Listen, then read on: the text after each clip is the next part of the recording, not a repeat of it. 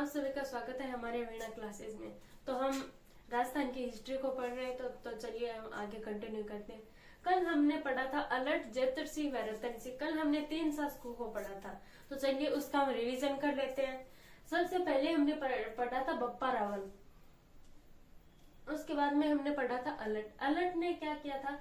Alert ने एक तो आहड़ में वराह मंदिर का निर्माण करवाया था और अपनी राजधानी बना ली थी आहड़ को, और एक इसने अपनी हूण राजकुमारी से विवाह किया था जिसने हर्षपुर गांव बसाया था, और इसने मेवाड़ में सबसे पहले नौकरशाही की स्थापना की थी। और इसके अगले वाला हमने पढ़ा था जेतर सिंह। जेतर सिंह ने एक बुताला का युद्ध किया था जो कि 1227 ईस्वी का था। ये इल्तुतमिश के साथ हुआ। इल्तुतमिश की हार हुई व जेतर सिंह की जीत हुई, लेकिन इल्तुतमिश की भागती हुई सेना ने नागदा को लूट लिया और इसने अपनी राजधानी चेंज करके चित्तौड़ को बना लिया था। और जेतर सिंह का शासनकाल है जो मेवाड़ के शासकों का स्वर्ण काल माना जाता है। इसके बाद में हमने पढ़ा था रतन सिंह। रतन सिंह के समय 1303 में अलाउद्दीन खिलजी ने आक्रमण किया तो चित्तौड़ का पहला शाखा हुआ था। यह शाखा 25 अगस्त को हुआ था। ये डेट बहुत इंपॉर्टेंट है, आप युद्ध की ये डेट इंपॉर्टेंट रखिए। 25 अगस्त 1303 को मेवाड़ का प्रथम शाखा हुआ था और बुताला के युद्ध हुआ था 1227 में। आप ये युद्ध है ना, ये अलग से पेज पे लिखे और दीवार पर चिपकाइए। बुताला का युद्ध 1227 में और मेवाड़ का प्रथम शाखा 25 अगस्त 1303 को अलाउद्दीन खिलजी ने आक्रमण किया था, जिसमें गोरा बादल व रतन सिंह ने केसरिया किया हुआ।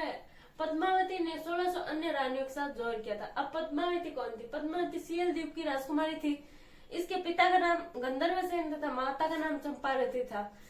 जिस व्यक्ति ने रतन सिंह के सेनापति ने अलाउद्दीन खिलजी को पद्मिनी की सुंदरता के बारे में बताया था, वह था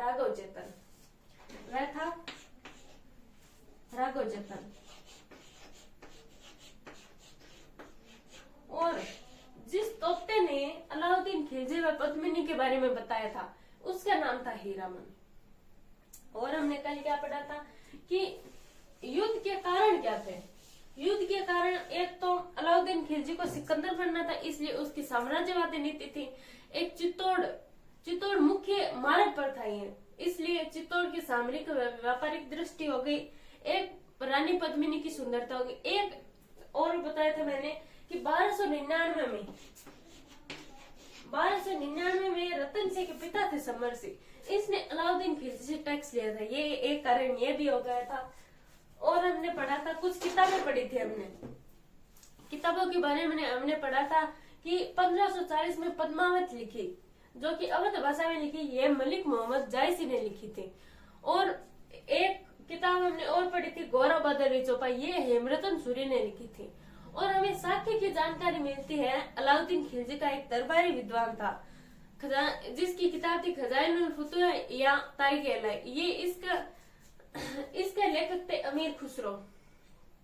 तो चलिए हम आगे अगला शासक पढ़ते हैं। हमने रतन सिंह तक पढ़ लिया था। और रतन सिंह के साके में जब अलाउद्दीन खिलजी ने आक्रमण किया तब इसके बेटे खिजर खां को ये किला सौंप दिया गया था, इसलिए इस किले का नाम खिजराबाद रखा गया था। खिजर खां ने कुछ निर्माण कार्य करवाए थे। एक तो इसने गंभीरी नदी पर पुल का निर्माण करवाया और एक इसने चित्तौड़ में मकबरे का निर्माण करवाया।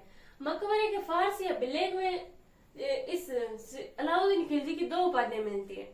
एक सिकंदर सानी या ईश्वर की छाया या संसार का रक्षक, ये 2 उपाधियां मिलती है। अब खिजर खां ने, हम आगे पढ़ते हैं कि खिजर खां ने ये किला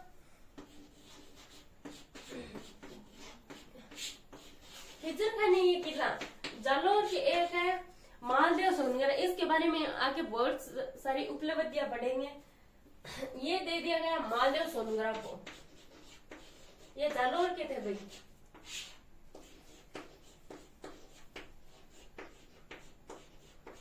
जालौर में सोनगढ़ चौहान थे। खिजर खां ने ये किला मालदेव सोनगढ़ को सौंप दिया। इसका दूसरा नाम मुंछड़ा मालदेव भी है। ये किला इसको सौंप दिया गया था इसके बेटे थे बनवीर सोनगरा। बनवीर सोनगरा।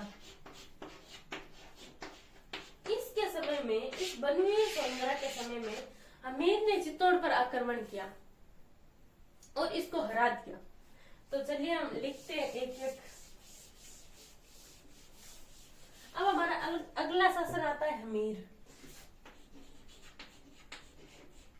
हमीर, आप लिखिए कि बनवीर सोनगरा, यानी कोष्टक में लिख लीजिए मालदेव सोनगरा का बेटा, इसने बनवीर सोनगरा को हराकर चित्तौड़ पर अधिकार कर लिया। कोष्टक में लिख लीजिए मालदेव सोनगरा, बनवीर सोनगरा को हराकर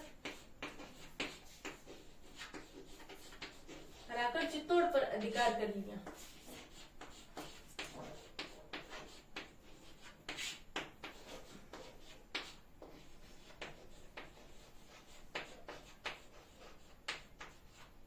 अधिकार कर लिया। इसने ये सिसोदा गांव से आया था। ये हमीरा ने ये सिसोदा गांव से आया था।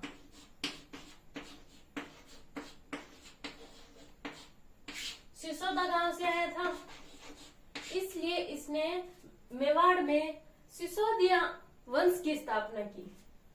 ये सिसोदा गांव से आया,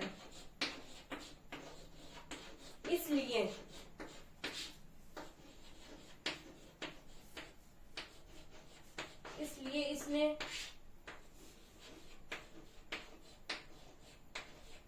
मेवाड़ के गोइलों में सिसोदा वंश की स्थापना की। इसलिए इसने सिसोदा वंश की स्थापना की।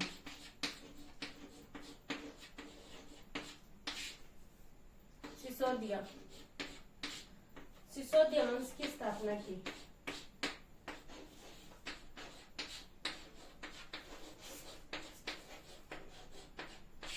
एक बात ये भी आप कोष्टक में लिख लीजिए, सिसोदा गांव की स्थापना है ना वो राहत ने की थी। आप लिख लीजिए अगला पॉइंट बना के, सिसोदा गांव की स्थापना राहत ने की थी।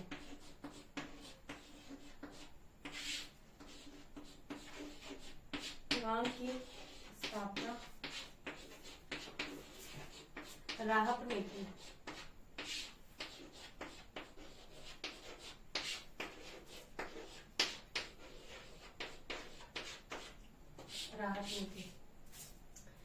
इसने मेवाड़ में दोबारा से सिसोदिया वंश की स्थापना, इसलिए इसे मेवाड़ का उद्धारक भी कहते हैं। इसकी हमीर को मेवाड़ का उद्धारक भी कहते हैं। हमीर को मेवाड़ का उद्धारक भी कहते हैं। उद्धारक भी कहते हैं।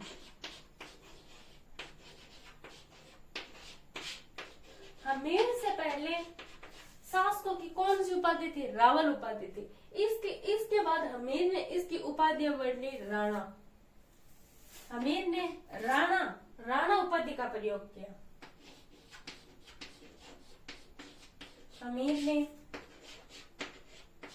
राणा, जो कि शासकों का टाइटल होता था, राणा उपाधि का प्रयोग किया। इसके बाद जितने भी शासक आए थे ना, उसके नाम क्या किया, हमेशा राणा लगता था।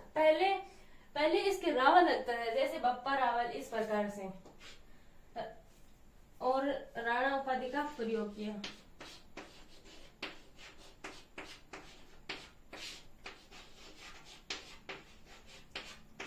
एक बात और, हमीर ने चित्तौड़ में अपनी इष्ट देवी है जिसका नाम है बरबड़ी माता या अन्नपूर्णा माता, इसका मंदिर बनवाया। हमीर ने चित्तौड़ में गोइलों की इष्ट देवी, चित्तौड़ में गोइल की इष्ट देवी, गोइल की इष्ट देवी बरबड़ी माता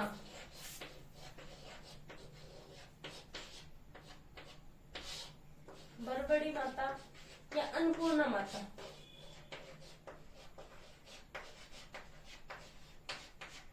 अन्नपूर्णा माता का मंदिर बनवाया।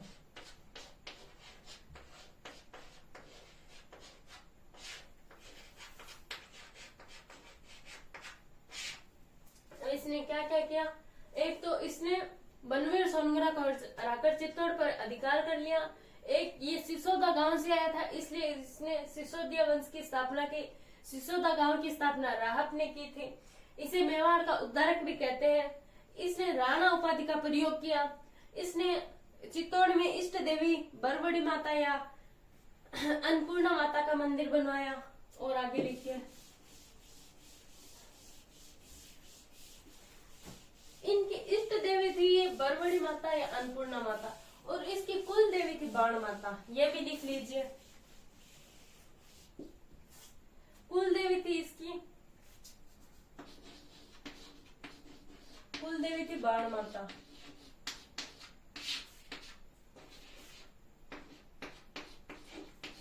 बाण माता, ठीक है। एक इसकी दो उपाधियां भी है। एक तो मैंने आपको पहले भी लिखा दी, इसे मेवाड़ का उद्धारक भी कहते हैं, ठीक है। एक इसको बोलते हैं विषम घाटी पंचानन। विषम घाटी पंचानन, ये नाम है ना, ये इसका कुम्मलगढ़ प्रशस्ति में मिलता है। इस आगे इसके बारे में हम कुम्मा पढ़ेंगे ना, इस कोमलगढ़ एक प्रशस्ति है, उसमें इसका ये नाम विषम घाटी पंचानन मिलता है। कोमलगढ़ प्रशस्ति में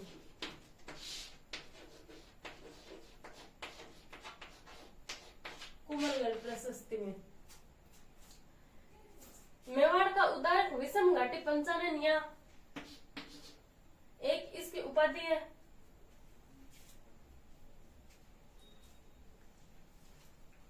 इसके बारे में हम आगे देखेंगे।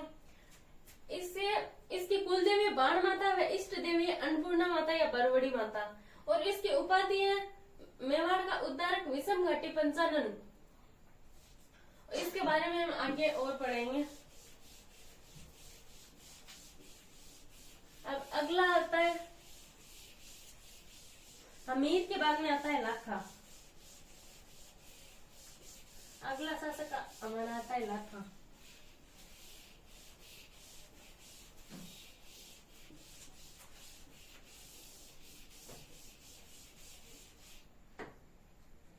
लाखा राणा लाखा। अब इसकी टाइटल क्या हो गया था? राणा हो गया था। राणा लाखा के समय ना एक जगह उदयपुर में, वहां से जावर से चांदी निकलना स्टार्ट हो जाता है। तो लिखिए, लाखा के समय जावर उदयपुर में चांदी निकलना स्टार्ट होता है। जावर एक खनिज स्थान है। जावर उदयपुर में अभी। इस कारण लाखा की जो कि आर्थिक स्थिति है वो थोड़ी मजबूत हुई। जावर में चांदी निकलना स्टार्ट हुआ। चांदी निकलनी शुरू हुई।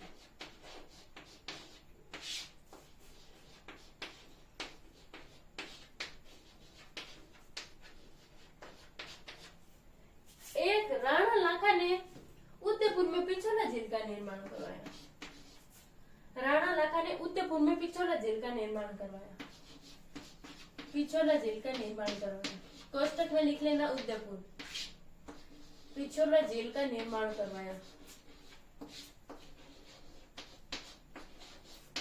पिछोला झील का निर्माण करवाया।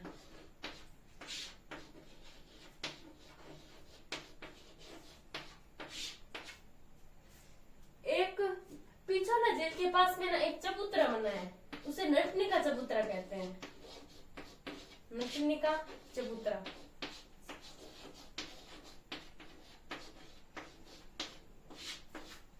एक बात और, राणा लाखा के साला थे जिसे कुम्मा हाड़ा कहते हैं। इसकी बीवी का नाम था आड़ी रानी कुम्मा। नाम था कुंभाहाड़ा।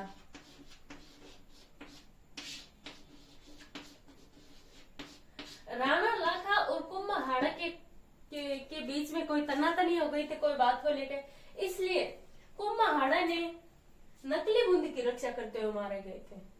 कुंभाहाड़ा नकली बूंदी की रक्षा करते हुए मारे गए थे। नकली बूंदी की रक्षा करते हुए मारे गए।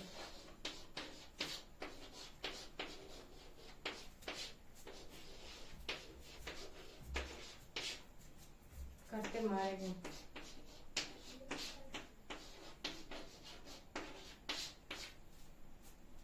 इस राणा लाखा के एक बेटा था चुंडा, इसके बेटा का नाम था चुंडा।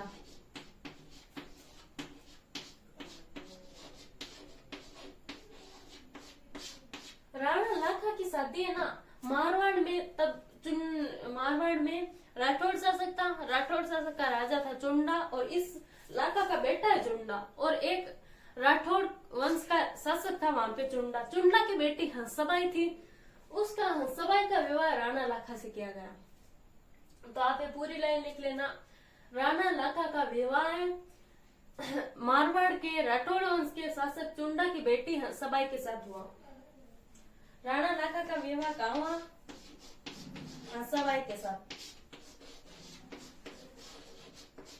लेकिन मारवाड़ के चुंडा की एक शर्त थी कि हंसबाई का बेटा है ना वही मेवाड़ का अगला शासक बनेगा, न कि ये चुंडा बनेगा, जो कि लाखा के पहली रानी का जो कि पुत्र था। राणा लाखा का विवाह हंसबाई के साथ किया गया है। विवाह हंसबाई के साथ किया गया है। हंसबाई के साथ किया गया है।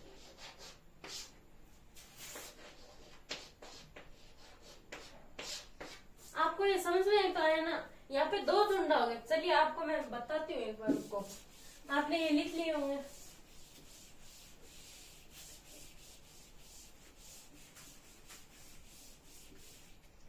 देखो आपको मैं बताती हूँ, एक था मेवाड़, एक था मारवाड़। मारवाड़ यहाँ पे गुइल वंश था,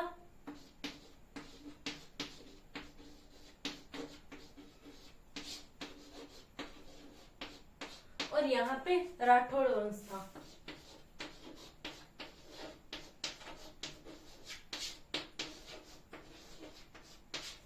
इस समय लाखा के समय मेवाड़ का शासक तो लाखा ही था, राणा लाखा। और इस राणा लाखा का बेटा था, इस राणा लाखा का बेटा था एक चुंडा। ये चुंडा है ना राणा लाखा की पहली कोई पत्नी होगी जिसका ये बेटा था। लेकिन ये राणा लाखा दूसरा विवाह किससे कर रहा है? मारवाड़ के राठौड़ वंश के शासक चुंडा। चुंडा की बेटी है ये हंसबाई।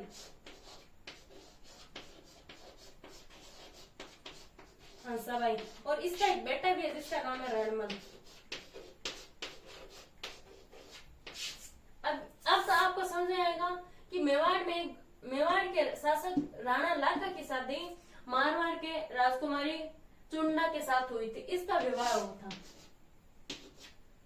ठीक है, लेकिन चुंडा ने एक शर्त रखी कि राणा लाखा का ये पहली वाली रानी का बेटा चुंडा शासक नहीं बनेगा, बल्कि हंसाबाई का की जो संतान होगी वही मेवाड़ का अगला शासक बनेगा।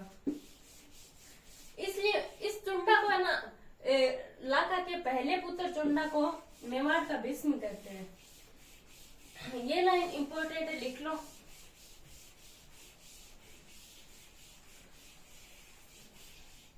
मेवाड़ का भीष्म किसे कहते हैं ये लिखिए। चुंडा को मेवाड़ का भीष्म कहते हैं। चुंडा को मेवाड़ का भीष्म कहते हैं। इसने आजीवन शादी भी नहीं करवाई थी। मेवाड़ का भीष्म।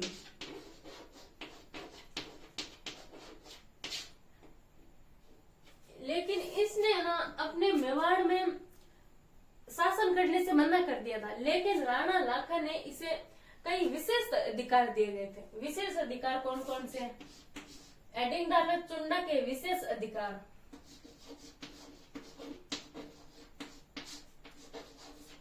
विशेष अधिकार देखते हैं कौन कौन से हैं।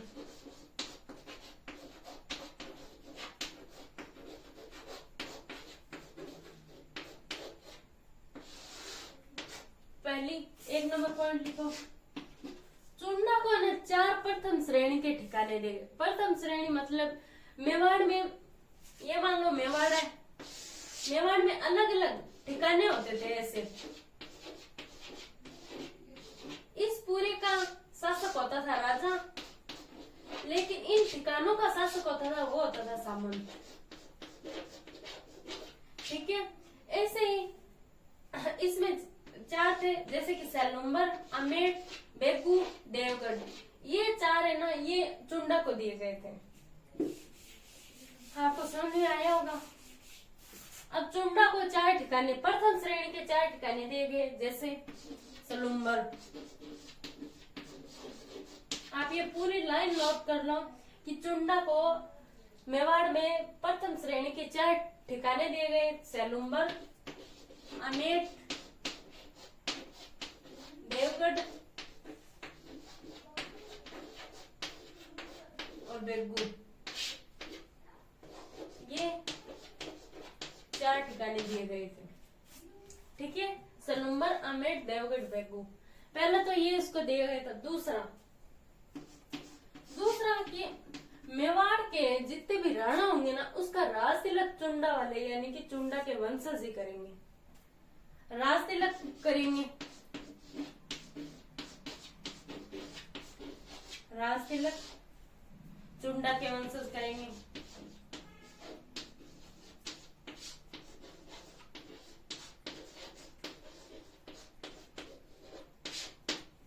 तीसरी, अब कोई भी राजपत्र पर राणा के साथ साथ सेलुम्बर यानी चुंडा के वंशजों के भी हस्ताक्षर होंगे। तीसरा लिखो, राजपत्रों पर राणा के साथ साथ सेलुम्बर यानी चुंडा के वंशजों के भी हस्ताक्षर होंगे। राजपत्रों पर राणा के साथ चुंडा के वंशज का भी हस्ताक्षर होंगे। चुंडा के वंशज का भी हस्ताक्षर होंगे। वंशज का भी हस्ताक्षर होगा।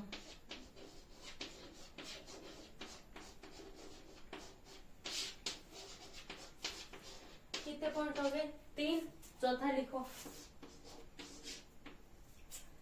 4 ठिकाने दिए गए थे। राज तिलक चुंडा के वंशज करेंगे। राजपत्रों पर राणा के साथ चुंडा के वंशज के हस्ताक्षर होंगे। एक, जहां भी मेवाड़ की सेना युद्ध करने के लिए जाएगी तो हरावल में ये चुंडा के वंशज जाएंगे। हरावल में कौन जाएगा? चुंडा के वंशज। हरावल में चुंडा के वंशज। अब ये हरावल क्या होता है, चलिए देखते हैं।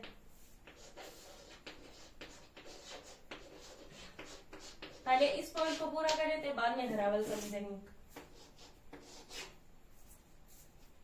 कितने हो गए? सेलुम्बर, अमेठ, देवगढ़, बेगू, राज तिलक चुंडा के वंशज करेंगे। राजपुत्रों पर राणा के साथ साथ चुंडा के भी हस्ताक्षर होंगे। हरावल में चुंडा के वंशज होंगे। तो ये इतने ही हैं। तो अब देखते हैं हरावल क्या होता है। इसको मैं मिटा रही हूँ।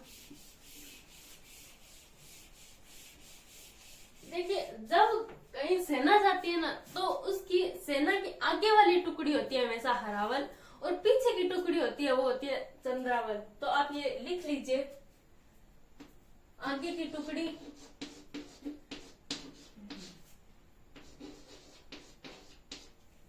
सेना की, ये आगे नोट कर लीजिए ताकि आपको ये समझ में आए। सेना की आगे की टुकड़ी हरावल,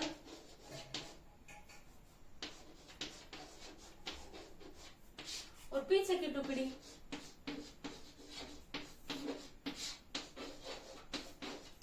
पीछे की टुकड़ी होगी चंद्रावल। तो आज हमने लाखा के बारे में पढ़ा। अब इसके बाद में हम पढ़ेंगे मोकल को, जो कि राणा का बेटा है। इसको हम कल पढ़ेंगे।